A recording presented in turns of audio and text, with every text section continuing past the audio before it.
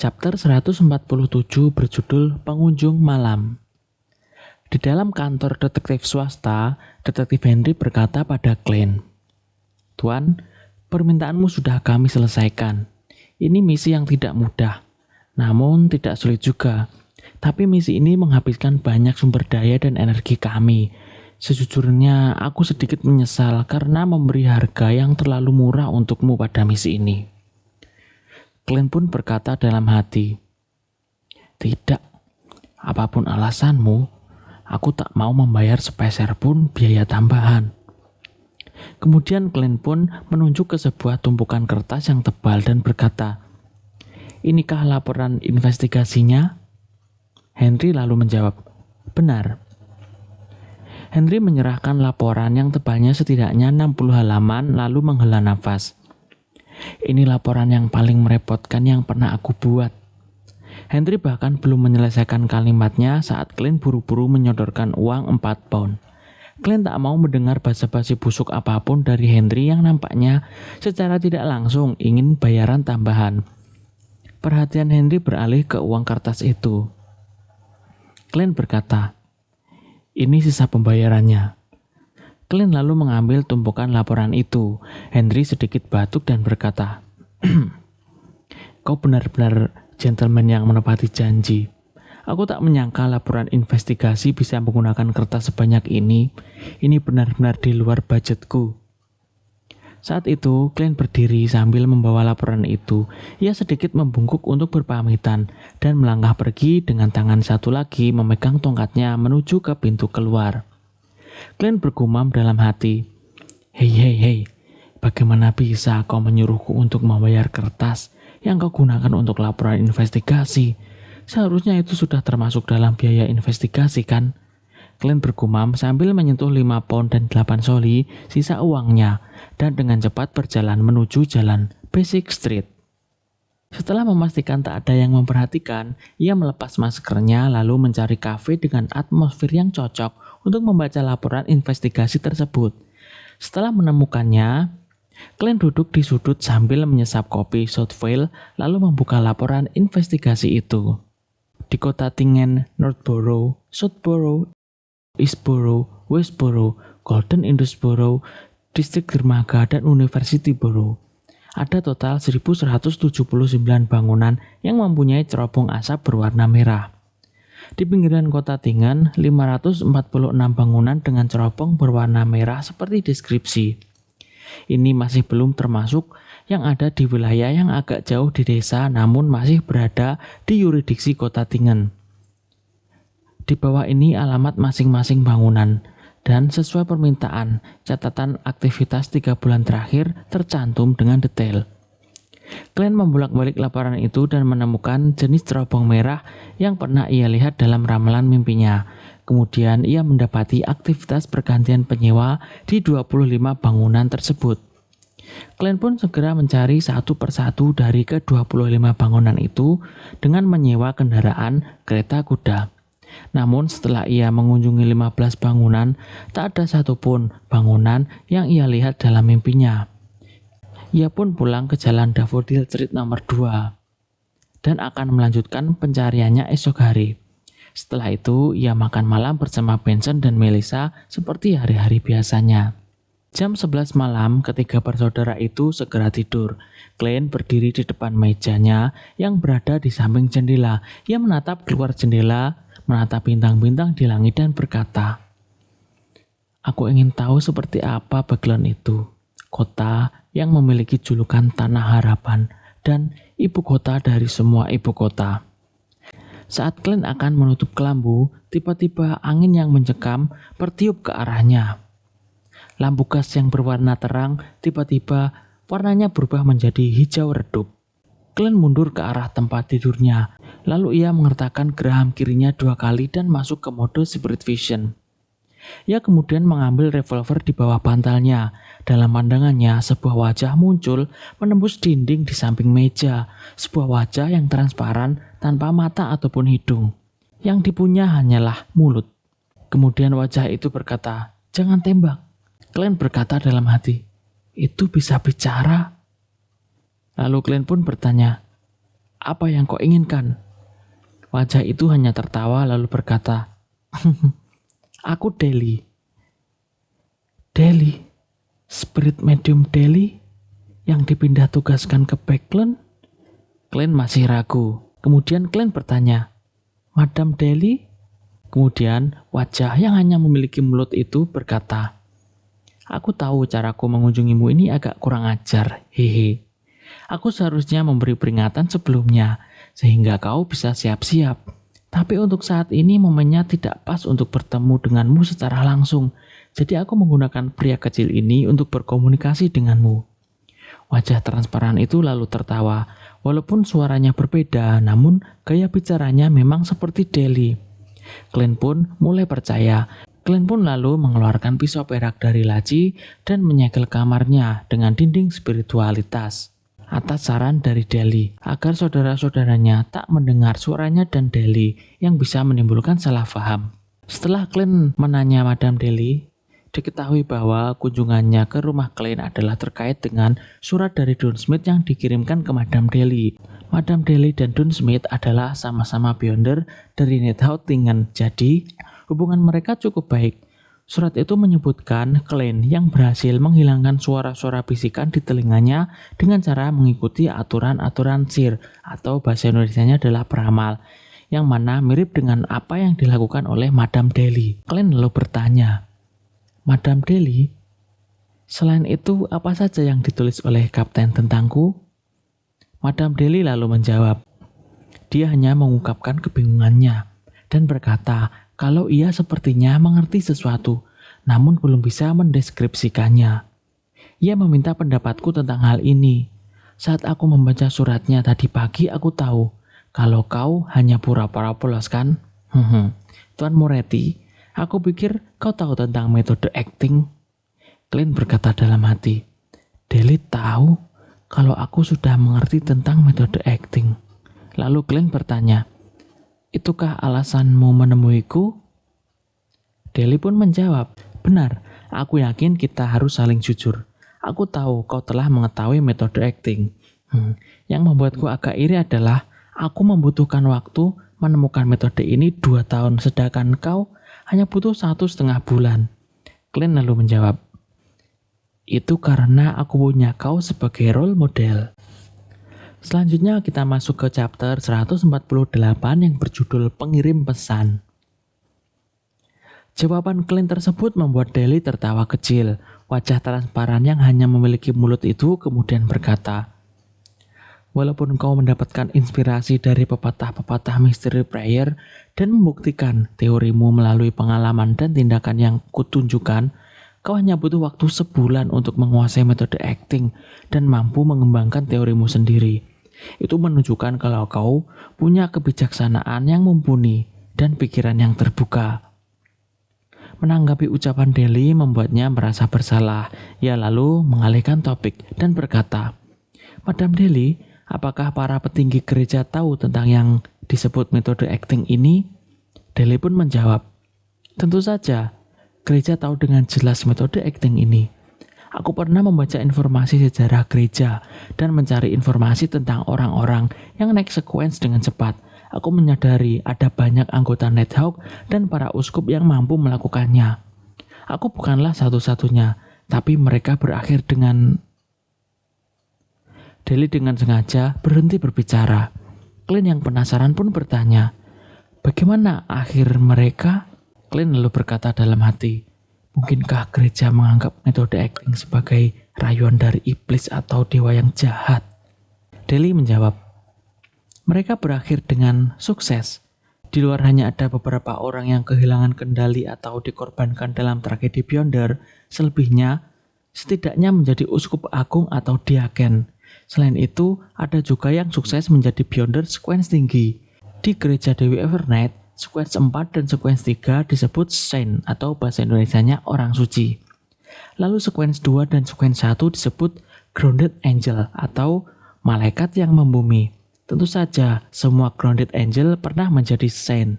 Kemudian Glenn bergumam dalam hati, Madam Deli, tadi kau membuatku takut. Glenn lalu bertanya lagi, gereja tahu tentang metode acting ini, tapi Kenapa mereka tidak memberitahukannya pada para Nighthawk? Walaupun tidak akan bisa mencegah resiko setiap anggota Nighthawk hilang kendali, tapi pasti akan sangat membantu mengurangi kejadian yang tak diinginkan.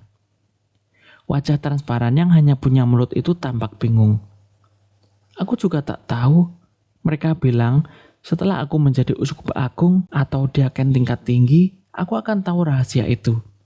Aku kemari hari ini berharap kalau kau mau memberitahu Don Smith tentang metode acting lebih jelas sebelum kau mengajukan proposal upgrade sequence-mu. Clint lalu bertanya lagi, apakah saat gereja mengetahui seseorang menguasai metode acting, orang tersebut harus disumpah untuk tidak memberitahukannya pada orang lain? Deli pun menjawab, benar. Kau harus melakukan sumpah di depan item suci Sang Dewi dan bersumpah demi nama Sang Dewi. Hal itu sangat mengikat. Percaya padaku, kau tak akan mau tahu apa yang terjadi jika mengingkari sumpah itu.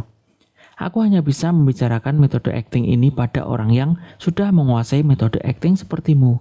Bahasa tubuhmu menunjukkan jawaban sebelum kau menjawabnya. Karena itu aku berani menyebutkan istilah metode acting padamu. Deli berhenti bicara sejenak, lalu berkata lagi, dulu aku hanya sedikit mengerti apa makna dari acting dan mencerna potion dengan cepat. Antara sesama petinggi gereja, menggunakan istilah mencerna untuk mendeskripsikan bahwa seseorang telah berhasil mengontrol potion adalah istilah yang sangat tepat. Ngomong-ngomong, sebelum aku disumpah, aku tidak terlalu paham apa itu acting, jadi aku tidak bisa menjelaskan secara akurat kepada Don dan yang lainnya saat itu. Awalnya aku menyerah mencari cara untuk memberitahu Don Smith. Aku tak pernah menyangka akan bertemu denganmu, orang cerdas yang eksentrik, yang bisa memahami metode acting dengan jelas sebelum mengajukan proposal naik sequence. Bukan, seorang yang jenius. Kemudian mereka berbincang-bincang beberapa saat. Clint pun bersedia melakukan permintaan Deli tersebut. Deli pun mengatakan jika suatu saat Clint butuh bantuan, Clint bisa mengirimi Deli pesan, bukan melalui kantor pos karena akan berbahaya. Lalu Deli memberitahu Clint cara yang lebih aman. Lalu Deli pun berkata, aku akan mengajarimu sihir ritual yang relatif mudah. Kau bisa menggunakannya untuk memanggil roh istimewa, roh milikku. Serahkan surat itu padanya, ia akan mengantarkannya tepat kepadaku. Kecepatannya tidak akan lebih cepat dari telegram, tapi lebih cepat dari lokomotif uap. Jika kau mengirim pesan siang hari, aku akan menerimanya di Backland pada malam itu juga. Clint mendengar dengan seksama, ia mengangguk dan berkata, sihir ritualistik yang sangat pragmatis. Deli terkekeh. Keunikan sihir ritualistik ini adalah berdoa kepada diri sendiri, memperoleh kekuatan dari spiritualitas diri sendiri tanpa meminta bantuan kekuatan dari dewa. Karenanya sihir ini cukup private, tetapi tidak terlalu kuat. Pertama, pilihlah herba dan minyak esensi di domain yang sesuai. Ini tidak berbeda dengan sihir ritualistik biasa, namun lilin yang diperlukan hanya lilin yang mewakili diri sendiri. Tak usah memakai lilin yang mewakili dewa. Kemudian, mengenai mantranya ada 3 bagian. Bagian pertama adalah aku. Rapalkan aku dalam bahasa Hermes kuno, Jotun, bahasa naga atau bahasa peri. Bagian kedua adalah aku memanggil atas namaku. Bagian itu dapat diucapkan dalam bahasa Hermes. Bagian ketiga adalah deskripsi persis dari objek pemanggilan. Misalnya jika kau akan menggunakan ini di masa depan, roh yang mengembara tanpa dasar, makhluk berdimensi lebih tinggi yang diperintahkan manusia, utusan milik Deli Simone. Clint lalu berkata dalam hati, dimensi yang lebih tinggi. Dalam mistisisme, ini biasanya disebut sebagai dunia roh atau dunia arwah. Clint mengingat-ingat sambil menganalisis prosedur ritual itu. Dalam aspek itu, ia hampir tidak bisa dianggap seorang ahli. Kelebihan dari sihir ritualistik semacam ini adalah menghindari pemanggilan dewa dan sepenuhnya bergantung pada kekuatan diri sendiri. Sihir ini mampu mencapai berbagai efek magis tanpa batasan yang diberlakukan oleh domain khusus dewa.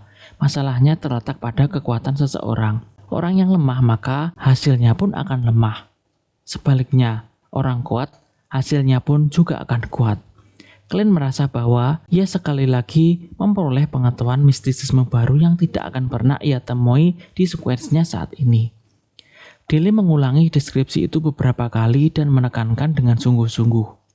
Ia berkata, "Ingat, jangan ubah deskripsi objek pemanggilan yang sebenarnya, atau ritualnya bisa dengan mudah menarik monster yang menakutkan."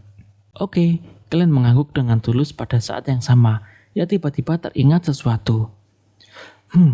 Jika aku mengubah deskripsi objek pemanggilan menjadi The Fool yang tak berasal dari era ini, penguasa misterius di atas kabut abu-abu, raja dari kuning dan hitam yang membawa keberuntungan, apa yang akan dipanggil? Akankah itu tidak berhasil? Ataukah kabut abu-abu tiba-tiba turun dari langit? Atau apakah aku perlu merespons di ruang misterius di atas kabut kelabu itu? Akankah ini membuatku membangkitkan lebih banyak kekuatan dari dunia di atas kabut abu-abu? Akankah ini menyebabkan efek berantai yang mengerikan? Clint masih merasakan jejak ketakutan setelah eksperimen dengan Mutated Sun Secret Emblem atau pin matahari suci yang bermutasi. Pada akhirnya, ia mengikuti niat awalnya dan berencana untuk meramal di atas kabut abu-abu sebelum memutuskan apakah ia harus mencobanya atau tidak. Ia merenung dan bertanya dengan penuh minat, "Madam Daly, jika seseorang benar-benar mempraktikkan metode acting, berapa lama waktu yang dibutuhkan untuk beralih dari sekuens 8 ke sekuens 7 dan berapa lama sekuens 7 ke sekuens 6? Daly pun menjawab, "Menurut informasi yang kubaca, rentang waktunya bervariasi antara 3 bulan hingga 2 tahun untuk sekuens 8 ke sekuens 7, tergantung pada apakah kau dapat memahami roh inti dan prinsip yang sesuai selama proses acting."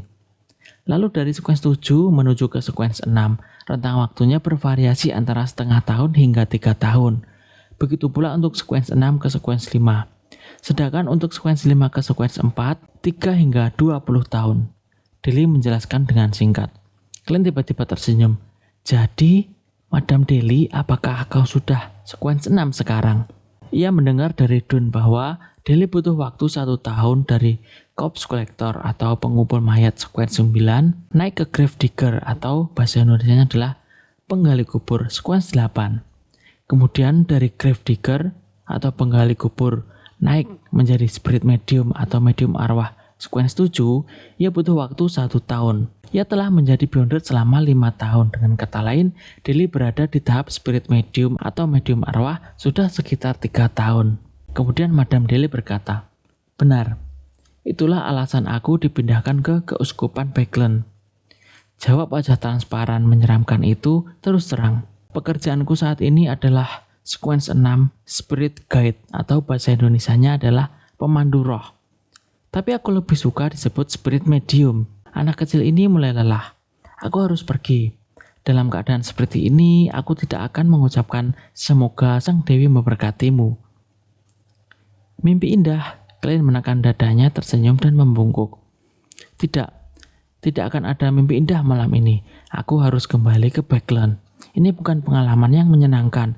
Ini seperti menjalin hubungan dengan seseorang yang tidak kusukai. Suara Daly melembut dan wajah transparan tanpa mata atau hidung itu perlahan menyusut kembali ke dinding tanpa meninggalkan jejak.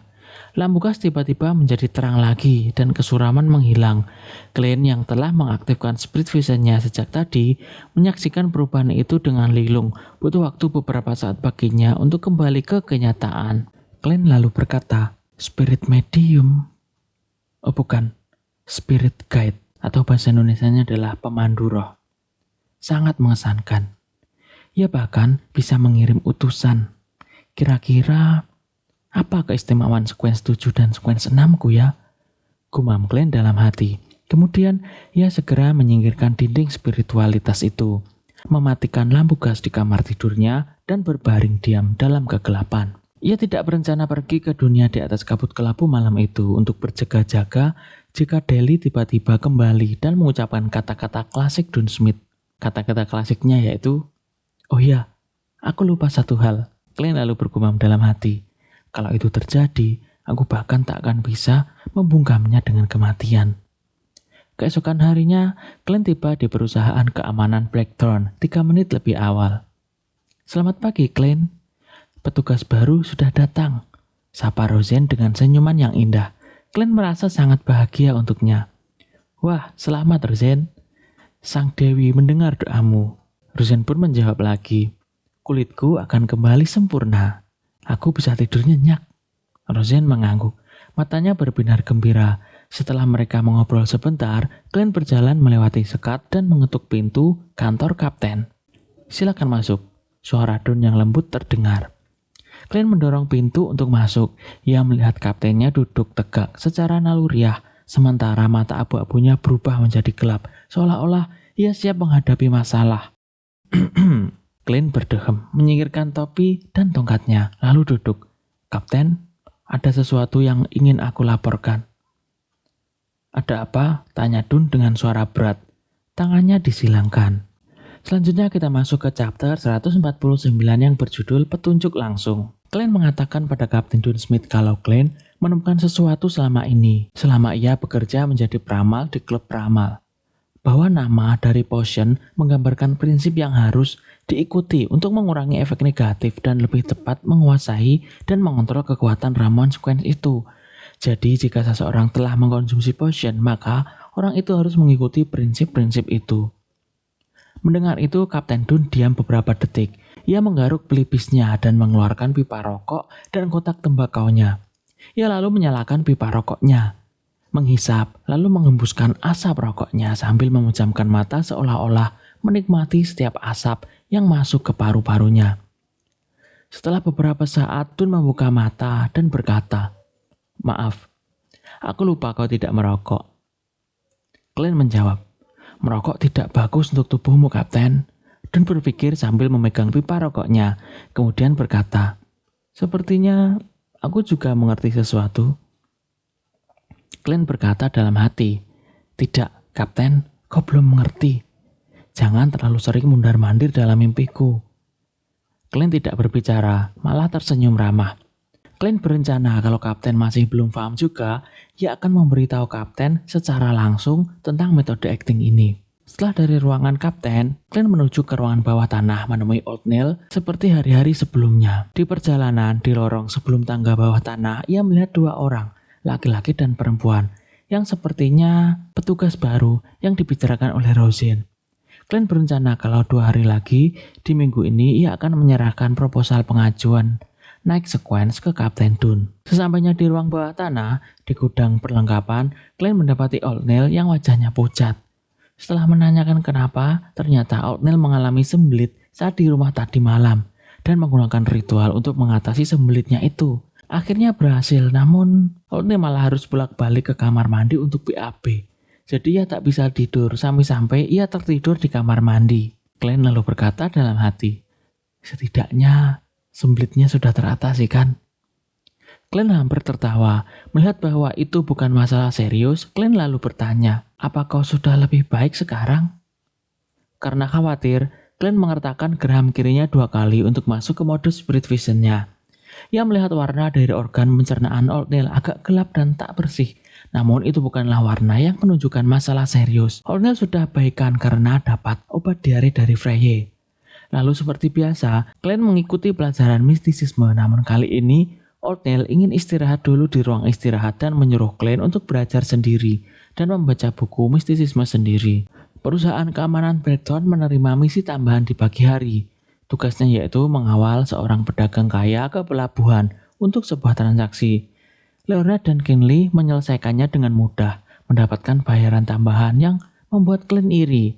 Glenn menjalani harinya, belajar tentang mistisisme, berlatih menembak, dan disiksa oleh instruktur bela dirinya, Gawain, yang tampaknya sedang gelisah. Glenn terengah-engah. Ia baru bisa mandi dan berganti pakaian setelah beberapa waktu. Setelah itu ia melanjutkan pencariannya pada bangunan dengan cerobong asap merah. Namun setelah berkeliling ternyata cerobong yang dimaksud Glenn tak ada dalam daftar 25 bangunan yang berganti penyewa dalam 3 bulan terakhir. Glenn mungkin harus mencari di 1.600-an bangunan yang ada pada daftar laporan detektif Henry. Setelah itu Glenn berencana pulang. Karena saat itu ia berada dekat dengan kediaman Tuan Azik, ia mampir dulu ke sana dan berencana memberitahu tentang temuannya di kota Lamut. Walaupun Glenn ragu apakah Tuan Azik sudah pulang dari liburannya. Ding dong.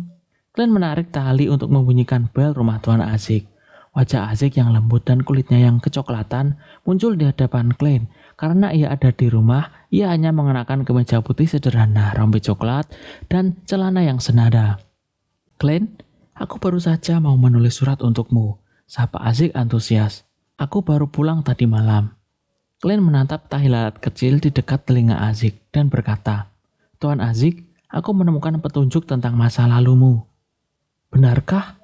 Azik langsung bersemangat. Kesedihan di matanya memudar. Ayo bicara di dalam. Glenn melihat sekeliling. Azik mengangguk cepat. Ia bergeser ke samping dan mempersilahkan Glenn masuk. Ia mengunci pintu dan mengarahkan Glenn ke ruang tamu di lantai 1. Mereka duduk di sofa yang empuk. Azik pun bertanya, petunjuk apa yang kau temukan? Karena tak menyangka akan bertemu Tuan Azik hari ini, Glenn mengatur kata-katanya terlebih dahulu. Aku baru saja menerima misi dan harus berhadapan dengan arwah penasaran di kota Lamut. Lamut? Azik mengulangi istilah itu dengan lembut. Alisnya kemudian berkerut. Glenn mengamati ekspresinya dan memperlambat nadanya. Dalam proses menghadapi arwah penasaran itu, kami menemukan sesuatu dan kemudian melakukan penyelidikan di dalam kota. Seorang penduduk kota memiliki potret Baron Lamut pertama yang coba ia jual kepadaku. Aku meminta untuk melihat potret itu karena penasaran dan menemukan bahwa orang yang di dalam potret itu memiliki fitur wajah yang mirip denganmu, kecuali rambutnya. Dia bahkan memiliki tahi lalat yang sama di dekat telinga, posisinya pun sama, ukurannya pun juga sama. Dalam interogasiku, pria itu memberitahu bahwa itu adalah replika dari potret kuno yang digali dari kastil.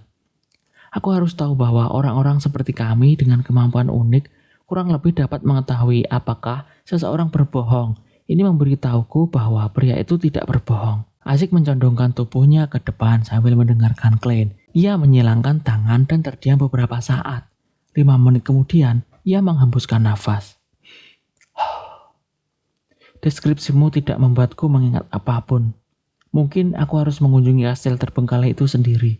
Bisakah kau mengantarku ke sana? Suatu kehormatan bagiku, jawab Glenn. Tapi aku harus pulang dulu. Aku tidak ingin saudara-saudaraku khawatir.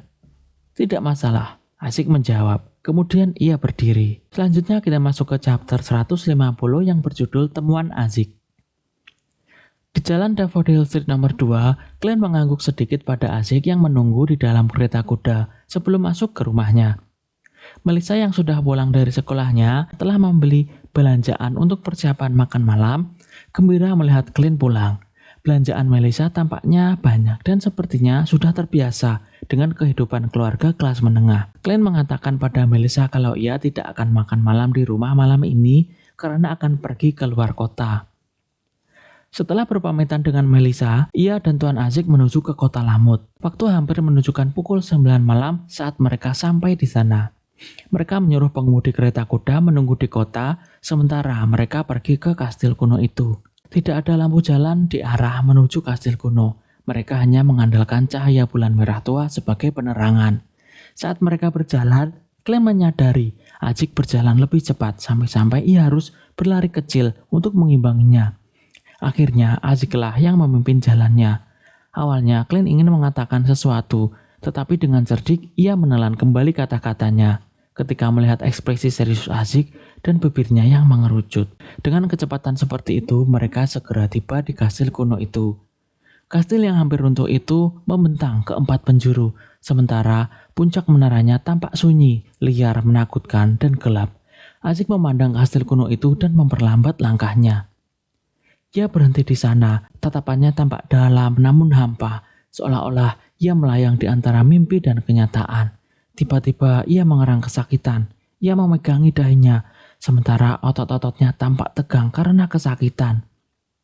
Tuan Azik, kau tak apa-apa? Tanya Glenn hati-hati sambil mengaktifkan spirit vision-nya. Ketika mereka berada di kereta kuda sewaan dalam perjalanan dari jalan Daffodil Street ke kota Lamut, Glenn telah melakukan ramalan singkat dengan melempar koin untuk melihat apakah akan ada bahaya dalam perjalanan mereka. Namun ramalan tidaklah absolut, jadi Glenn tetap selalu waspada. Azik tidak langsung menjawab, tetapi melangkah maju 2 langkah. dengan ekspresi sedih. Ia mengundurkan tangannya yang memegangi dahinya, lalu ia menunjuk ke depan. Dengan nada melamun, ia berkata, "Aku pernah melihat kastil kuno ini sebelumnya dalam mimpiku. Saat itu, kastil itu masih lengkap dengan dinding luar yang kokoh dan menara yang tinggi. Aku ingat ada kandang kuda di sana, sumur di sana, dan barak di sana.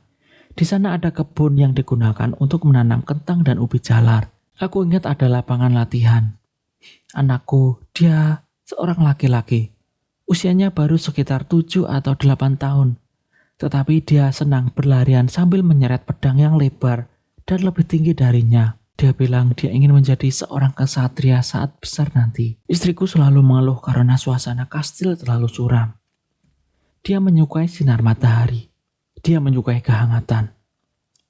Clint mengamati warna medan energinya, dan apa yang dikatakan pria itu membuat kulit kepalanya merinding. Ia juga sedikit tersentuh seolah-olah ia sendiri sedang mengalami kisah paranormal. Saat itu, Azik berhenti bergumam dan melangkah melewati gerbang utama. Ia berjalan masuk ke dalam kastil tanpa arahan Clint. Ia menemukan cara membuka pintu rahasia untuk memasuki ruang bawah tanah. Menggenggam tongkatnya erat-erat, Clint mengikuti Azik dari belakang. Mereka menuruni tangga dan ke tempat peti mati berada. Tidak seperti sebelumnya, peti mati itu tertutup dan rasa hangat serta murni itu hilang. Peti matinya tertutup. Ini pasti Freye. Ini etos kerjanya sebagai corpse collector atau pengumpul mayat. Clint mengangguk sambil berpikir dan memperhatikan Azik yang kebingungan berjalan di depan peti mati. Clint mengangguk sambil berpikir dan memperhatikan Azik yang kebingungan berjalan di depan peti mati dengan spirit vision-nya. Azik lalu mengulurkan tangannya untuk menggeser tutup peti mati itu sehingga terbuka sedikit dan muncul celah untuk melihat ke dalam. Ia menatap kerangka tanpa tengkorak itu cukup lama dan tiba-tiba ia meratap kesakitan dan kesedihan. Azik terhuyung mundur dengan langkah kaki yang berat. Ia terhuyung dan jatuh ke dinding sebelum Clint sempat merespon. Ia menutupi wajahnya dengan kedua tangannya dan duduk di sana dengan lesu. Suasana tiba-tiba menjadi semakin gelap.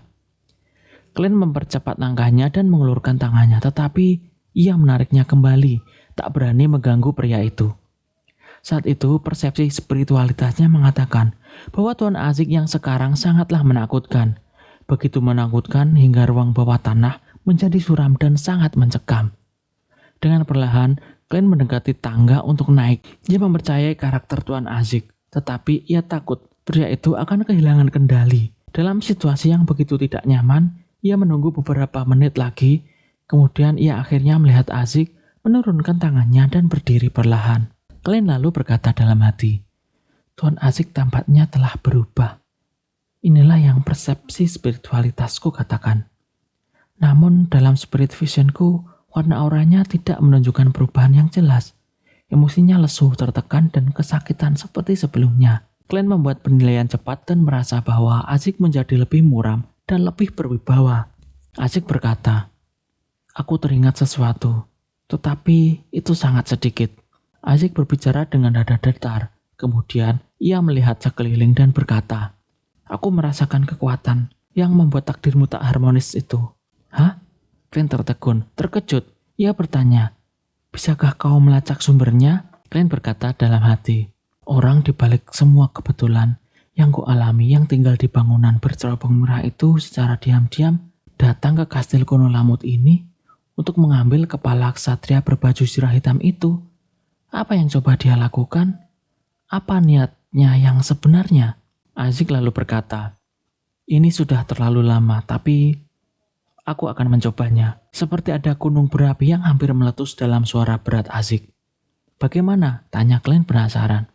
Azik berjalan di depan peti mati dan menatap kerangka di dalamnya lalu berkata, "Dia mengambil tengkorak kepala anakku. Aku ingin menemukannya melalui hubungan darah." Clint berkata dalam hati, "Anakmu? Tuan Azik? Apakah kau yakin ksatria berbaju zirah hitam itu anakmu? Jadi kau benar-benar orang yang kuno. Kau benar-benar kehilangan ingatanmu setelah sekian lama. Inikah harga yang harus kau bayar untuk mendapatkan umur panjang seperti itu?" Clint menarik nafas dalam diam, merasakan sensasi aneh. berinteraksi dengan makhluk yang legendaris. Lalu Azik mengulurkan tangan kanannya dan seketika melukai jari telunjuknya dengan kukunya. Setetes darah merah segar menetes tepat ke kerangka putih itu. Darah itu dengan cepat meresap ke dalam kerangka dan seluruh kerangka tiba-tiba berubah menjadi warna merah. Clint tiba-tiba mendengar suara tangisan bayi dan merasa ada seseorang yang menatapnya dari belakang. Secara refleks ia menodongkan revolvernya ke belakang namun tidak ada apapun dan tak terlihat apapun. Tidak ada apapun di belakangnya. Bahkan tangga yang menghubungkan ke atas lenyap. Suara tangisan bayi menggema di telinga Clint. Dan ketika ia melihat ke arah peti mati itu lagi, ia terkejut melihat banyak wajah tak berbentuk dan terdistorsi muncul di tengah kabut hitam yang mengepul di sana. Kemudian wajah-wajah itu tampak membentuk sebuah pintu aneh. Pintu ilusi itu terbuka dan lengan-lengan putih pucat terulur satu demi satu dan menghilang ke dalam kabut hitam di hadapan Azik. Melalui celah pintu yang terbuka, Clint melihat tengkorak kepala putih. Tengkorak itu terlempar ke bawah pohon yang berwarna coklat dan hancur menjadi debu akibat suatu elemen. Crack! Tangan-tangan pucat pasi yang tak terhitung jumlahnya teriris oleh pintu yang tiba-tiba terbanting menutup dan jatuh ke tanah. Kemudian Clint mendengar suara nafas panjang, nafas berat Tuan Azik. Suara nafas yang tampaknya memiliki banyak cerita di baliknya. Bersamaan dengan suara nafas itu, kabut hitam itu menghilang dan suara tangisan bayi pun terhenti. Semuanya kembali ke keadaan semula, kecuali rasa dingin yang semakin terasa. Clint mengertakkan giginya gemetaran dan melihat ke dalam peti mati. Ia melihat kerangka merah itu telah kembali ke warna aslinya, putih sebening kristal. Kemudian Azik berkata, "Maaf, aku tidak bisa menemukannya," kata Azik dengan suara berat, membelakangi Clint. Pada saat yang sama, ia menutup peti mati itu. Tidak mengherankan kita tak bisa menemukannya. Justru akan lebih mengejutkan jika kita bisa. Clint menghiburnya.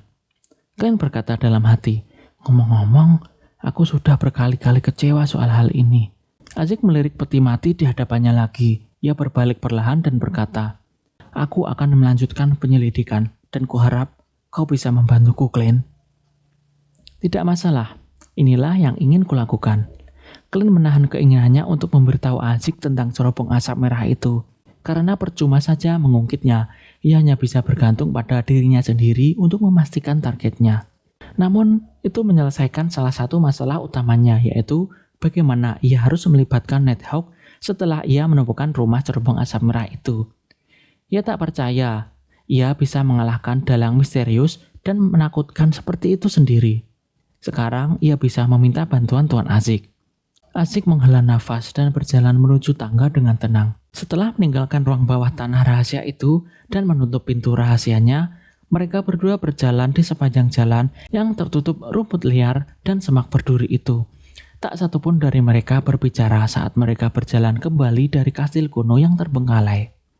Di malam yang gelap, Azik tiba-tiba berkata, "Sampai masalah ini selesai, aku akan berhenti bekerja dan meninggalkan Tingen untuk mencari masa laluku yang hilang."